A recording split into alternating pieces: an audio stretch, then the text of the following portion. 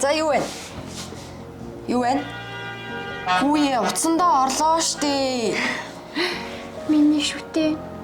Шин зураг хийчих үнэхээр хөөрхөн. Зүрх. Юу вэ? Хин бэ? Хин.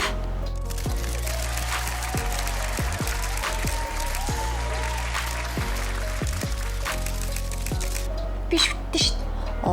Чи энэ артистыг дэмждэг юм уу? Тий, одоо бүр хөө шин цомгоо гаргах чаа. Миний бүр шүн нойрхгүй аа штэ. Брэм.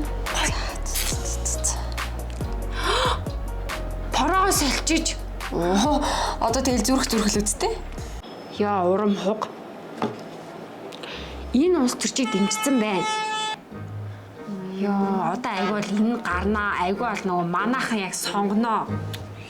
Юу, манайхан гэж хин? Пен клубийнхан. Тэр чи юунд нь стресстэй дэдий?